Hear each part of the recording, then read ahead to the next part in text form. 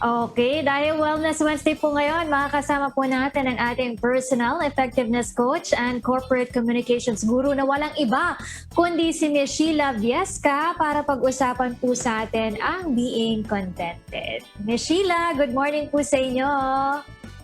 Good morning, Rina. Hello, Beth. Hi, Angel. Great to be back. Morning. Happy Wellness Wednesday, everyone. Happy Wellness Wednesday. Good morning. Welcome to the show, Ms. Sheila. Thank you. Yeah. Great to be back. Yeah. Nice yung topic With mo our, for us today, Oo. ha? Yung the art of being content. Ano ba yan, Ma'am Sheila? Correct. Paano? So, Paano ba yan? contentment. Oo, contentment. Ano ba yan? Paano ba yan? We usually talk about happiness. We usually talk about gratitude. But without contentment, it's very difficult to be happy. And it's impossible to be grateful. It's I would say it's a godly virtue. We do not read much about contentment in the Bible, pero we read in the Bible about the results of discontent. Yung opposite niya, laging pinanggagalingan ng hatred, inability to do whatever you're supposed to do, to heed the calling of God.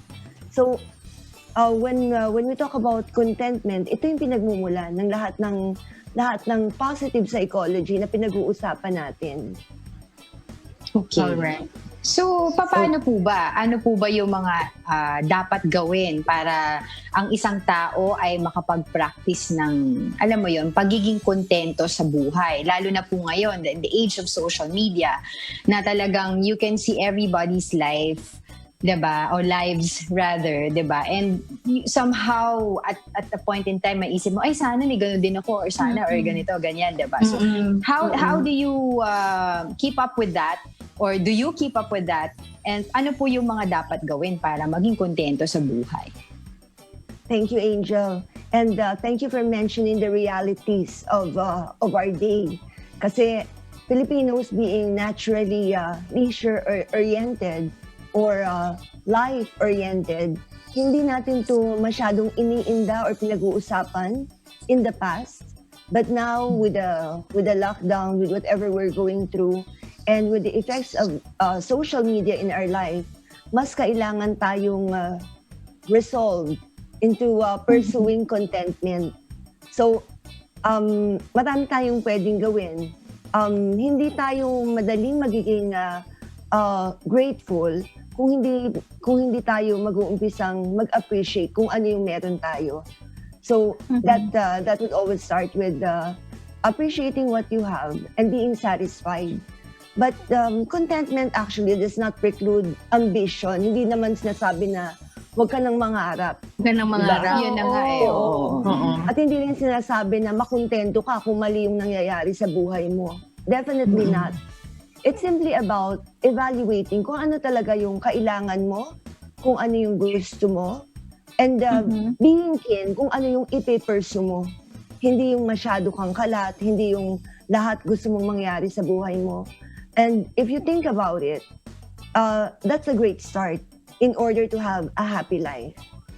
Contentment is a great start in order to be grateful with whatever is happening in your life. Yan. So, mga simple measures, yun yung basic. Maging satisfied ka kung ano meron, then huwag kang bili ng bili. Also, appreciate kung ano yung pwede mong gawin with the things that you have and with the people in your life. Be fully involved. Sinasabi natin na importante to focus on the moment. Kasi another source of discontent is when you embrace so much kung ano yung nangyari sa past, hindi ka na makausad, or when you're so looking forward to whatever is happening in the future and you cannot appreciate what's happening in your life currently. Of course, enjoy what you have right now. Oo. Yeah. You have to, of course, feel right about yourself, feel right with the situation. And that's not going to happen kung yung mindset mo laging nakatutok dun sa ibang panahon, in the past or in the future. And then again, we're not precluding naman the importance of learning from the past and the importance of goal setting. Kasi importanteng variable din yan when it comes to achieving contentment in your life. Parang balance lang talaga, no, Miss Sheila, pagdating sa mga Yes. ganyang bagay. Pero yun nga, no, nabanggit mo na rin, it's interesting na nabanggit mo na, o sige, being content or contentment is a state of mind, di ba? Na hindi naman, it doesn't mean na you won't strive hard or work hard for more Ambition. or left without ambition. So, my question is, how do you draw the line between being content with your life and, you know, not just settling for ordinary or mediocrity, di ba? Oo. That's a beautiful angle of it. Kasi makikita natin na when we're content, we have the belief in ourselves, we have trust in God, we have appreciation for everything that's happening in our life. So talagang positive mindset, positive mentality, but at the same time, may reality check ka on a constant basis. Ano ba nangyayari sa buhay mo? For instance, it's not very easy to trust in yourself or to feel right about yourself kung medyo magulo yung paligid mo. So, contentment will result in the physicality. Ano yung ginagawa mong organization in your surroundings?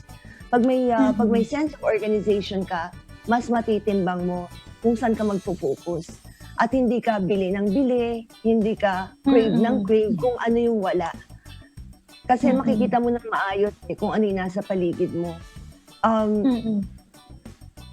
Yeah, so even when we base it on the Bible, di ba? Nagkasala si Adam and Eve. Kasi hindi nila na-appreciate kung ano yung nandyan sa kanila. So talagang naka-angle sila dun sa makakapag-satisfy sa kanila without appreciating that they already have that paradise that's provided for them by God. So, ganun din sa atin. Ayusin natin ang kapaligiran natin, ayusin natin yung relationships natin, ayusin natin yung sarili natin. Because if we don't, surely, yung clutter na yan will lead to discontent. Ma'am Sheila, dapat po ba bata pa lang, as early as siguro mga bata pa lang, no, tinuturuan na ng magulang na maging contented? Kasi 'di ba alam na naman pag mga bata yan, 'di ba? Pag nasa school sila parang They want mami, everything. oo. Parang may nakita lang sa classmate nila, may bagong pencil case. Gusto rin nila bago din yung kanilang mga gamit, 'di ba? So parang as early as dapat mga school age, ganun, tinuturuan na ng magulang dapat yung mga bata, no, para at least pag lumaki sila, mas maganda yung upbringing nila at saka yung contentment nila sa buhay mas okay din po, Ma'am Sheila. Yeah, that's so true, Rina. While one variable of contentment is personality, genetic yan. So, medyo may mga tao na talagang content sa buhay, may mga tao na parang hindi sila mapakali, hindi makontento, and they want more. So, there's nothing wrong with that. But the contentment that we want when we are in our right state of mind, it's an emotional state of satisfaction. So definitely, pwede nating maituro to sa mga bata. It allows them to be acquainted with their situation, to be in full control of their mind, and to know what they're going to do with their surroundings, even with their body, pag kontento sila. So, yeah, definitely for parents, this is something that we have to start teaching our kids at as soon as we can introduce this state of well-being. Ayun. Alam mo, Miss Sheila, tsaka girls, pagka pinag-uusapan yung contentment, una pumapasok ka agad sa akin yung desiderata, di ba? Do not compare yourself to otherwise you'll become vain and bitter, no? Bitter. And Yes. oo. Tapos syempre, yun nga, wag mong ikukumpara yung sarili mo. So I guess the biggest competition that you have in your life in terms Yourself. in terms of your career or your life ambitions is yourself. But don't forget to cut yourself some slack. Na be kind to yourself also. And Correct. I think yun nga, that will draw yung balance doon sa pagiging content mo and striving hard for whatever it is that you want to do in your life. That's so true. And we all have our tendency, of course, to compare ourselves with others, with their accomplishments. it's also not totally wrong, pero ang bigger competition natin is who we were yesterday, who we were last year. So kailangan talaga kontrolin mo yung tendency mo to compare yourself with anyone else other than you, or other than your performance in the previous year or yesterday. Kasi ang result lang yan magiging Bitter. bitter, Tsaka yes. stressful. Oo. I guess it's a stressful life, di ba? Kasi you're always in Comparing yourself, in that diba? journey of comparing yourself to others. Hindi mo na na-enjoy yung sarili mo. Parang hindi ka peaceful. Ang galing mo na Yes. pero parang sa sarili mo na bakit mas magaling siya, 'di ba? Parang parang sa ano ni Sheila, gusto ko lang i-commend din ng Department of Education kasi yung grading system that they have right now. Kasi during our time, 'di ba, may mga first honor, second honor, grading system, talaga nakikipagkompetensya ka dun sa mga ka-classmate mo na Yes. naku, dapat 1 point lang sayang eh. Pero ang ganda ng grading system nila ngayon na kunwari this 90, ano bang high honor? Highest honors, may highest honors eh. For example, hindi ko maalala, 97 to 100 with highest honors yung makukuha mo. Tapos, before that, meron din certain number na parang high honors. Tapos 90 to 93, sample, ganyan, 90 to 93 with honors. So, kahit lahat kayo sa klase highest honors, basta Yes. ma-reach mo yung grade na yon. So, you don't compete with your classmates, you compete with That's yourself, right. di ba? Na, I have to strive harder para kasama din Nandun ako ako. doon sa highest honors, di ba? Na kailangan magaling din ako katulad nila. So ikaw ngayon, So ang true. kakompetensya mo, yung sarili mo na mag-aaral akong mabuti, not because I will be greater than them, but I will be a part of them, di ba? Kung nandoon Yes. sila. So parang hindi makukontento yung bata na doon lang siya pero wala siyang tinatapakan, wala siyang sinasagasaan, nakikipagkompetensya siya sa sarili niya. Oo. Thank you for giving that I always example, want, Beth. i-add ko lang, kaya I always want, kaya nilagay ko sa Montessori setup eh. Kaya, kasi gusto ko yung ganun kind of system, yung walang competition and everything. You do you, parang ganun, di ba? Yun yung, kung ito yung pace mo, ito ka. Oo, si Gab din before ko siya i-Quezon City Science, yung school niya, naka-international school siya. Ganun na rin yung setup nila. So, sanay siya na ganun na sarili niya yung kinokompetensya niya, na hindi siya bakit si Angela mas magaling? Ba't ganyan, di ba? Sarili niya lang talaga. Kung bumagsak ka, kasalanan mo. Yes. And it adds to the positive energy kasi hindi mo kailangang awayin or maging kaaway. Yung Sarili isang mo. estudyante na kasinggaling mo. Di ba? Yeah. So it's good that we have this in place in our education system kasi our kids get to pursue their goals and concentrate on what's truly right for themselves without affecting yung relationship nila with their peers. Isang, Okay, right. So let's, Yeah. sige, go ahead pa. Sige, go ahead with the question. And then iniisip ko lang kasi what if you have a friend or you know someone that is also parang you think parang hindi siya Competing. nakukontento kasi parang nasistress na siya sa buhay niya. Alam mo yun, affected na yung daily lives niya because he's always he or she would always want to be in control and want to be ahead of everybody else. So how do you deal with that? How do you tell that person? Of course, kasi if you're friends with it, dapat you learn also how to tell that person, diba? If you really care for that person. So how do you deal with that? Yeah. How do you tell Thank them na parang there's something wrong and you need to do this, etc.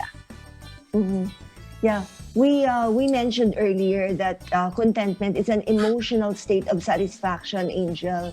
So therefore, kung yung conditioning ng isang tao medyo towards discontent, yung language style niya, yung self-talk niya is always leading to that.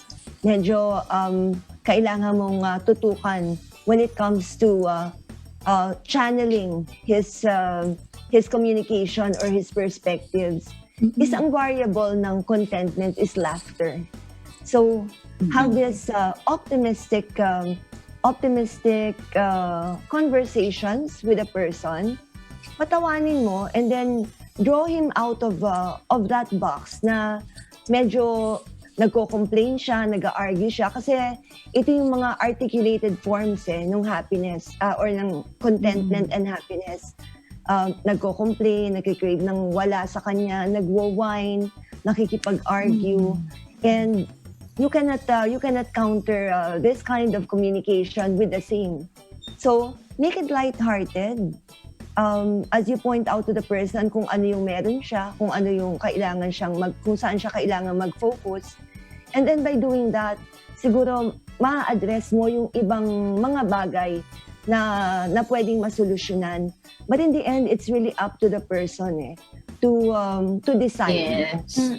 Because while it's a state of mind, it's a decision that we make on a daily basis. So kung pagising pa lang niya, hindi na siya masaya sa kinalalagyan niya, hindi niya inaayos ang sarili niya or ang lugar niya. Mahirap. Hindi rin maayos yung relationships niya. No matter what you say to this person, hindi siya magiging kontento sa buhay. So, ang titingnan mo din siguro overall, and another variable of contentment is work-life balance. So, this is something that we all want, especially now when times are very challenging. So, pag ang tao may capacity to have that work-life balance, it's very easy to find contentment. Siguro, when you strategize helping this friend, doon mo rin pwedeng umpisahan kung paano niya inaayos yung oras niya sa trabaho, for himself, with his family, kung ilang oras ang ina-allocate niya sa online na task niya, at kung hindi naman kailangan mag-online, wag na lang. Para matulungan mo rin siyang maghimay-himay kung ano yung pwede niyang gawin. Ma'am Sheila, can you say that because of this pandemic, mas maraming tao ngayon, mas maraming Filipinos ngayon ang naging contented dun sa buhay nila na parang, oh, I'm happy, I'm grateful, at least meron akong trabaho. I'm happy, I'm grateful, at least meron akong pagkain na provide sa family ko. Can you say that na naging mas contented yung mga Pinoy this time of pandemic po? I would say for sure, Rina, it did not come easy. Siyempre, nagkaroon pa muna tayo ng resistance. Lahat naman ganun di ba? Kasi we came from that point na everything was normal lang, and then biglang bagsak dahil sa lockdown. And then suddenly, as we move out of that, we recognize na yung mga outer successes pala sa material possessions are secondary. Ang pinaka-importante, physical health, mental health, family. Yes. And we become content with whatever we actually have. Kaya lang hindi naging madali yan for a lot of people. However, that's the direction. Basta kapit lang tayo. Kasi hindi naman sa lahat ng panahon kontento ka sa buhay Hindi sa lahat ng panahon nakakapag-focus ka kung ano yung meron ka. May mga panahon din na nire-resent mo kung ano yung meron yung iba. Nagkakaroon tayo ng konting doubt, konting inggit. Pero move forward. Alam mo naman kung ano yung dapat Because it's your life. That's truly the biggest blessing to you. Hindi yung buhay ng ibang tao. Kaya dyan ka mag-concentrate. And whatever Siguro, is orbiting that life. Correct. Yung mga mahilig mag-social media, huwag tayo masyadong maniwala sa post ng karamihan kasi palagi yung best foot forward, not everyone, I'm not saying everyone naman na ganun, di ba? Meron pa rin naman na kung ano lang talaga yung meron sila, yun lang yung pinapakita. Pero karamihan, pag mag-browse ka, manood ka ng videos, manood ka ng mga vlogs, alam mo yun, parang, ang galing-galing, ang ganun, ang ganda ng ganyan. Pero ano ba talaga sila in real life? So we should focus on ourselves. Tapos gusto ko lang din mag-comment doon kay Rina. Alam mo, Miss Sheila, yung nung ECQ pa tayo nung una, siguro yun yung pinaka nakontento ako sa buhay ko. Kasi we cannot go out, di ba? We cannot eat sa mga restaurants. Kahit na nga bumili ng mga kailangan natin minsan, maliban sa mga pagkain, gamot, di ba? wala ka talagang mabibila na yung mga shorts namin, sira-sira na. Alam mo yun, yung parang sige, pagtsaga, di ba, Jellico din, lumaki na yung mga shorts ninyo, damit ni Mio, kaya lang wala tayong magawa kasi wala tayong mabilan. So parang that time na, it's a good thing din, yung contentment talagang maganda rin kasi makakaipon ka rin in a way, no? Dahil if you'll see, parang kailangan ako, mahilig kasi ako, pag nalulungkot ako, bumibili ako kahit maliliit na bagay. Kung kunwari napapagod ako, sige na nga mag-order ako online kasi napapagod ako, parang ganon. Retail therapy. So that time wala ka talagang mabilan. Parang kailangan ko nito kahit mga makeup namin wala kaming mabilan. Alam mo yung nag-resort kami dun sa mga brand na hindi namin ginagamit ni Sheila. Imagine mo yun. Kaso wala kaming magawa dahil everyday kami nagme-makeup, we need that. Di ba kahit mga simpleng powder namin na ginagamit, hindi namin magamit. So cakey yung mga nabibili namin. Ang pangit talaga. Kaya lang wala kang magawa.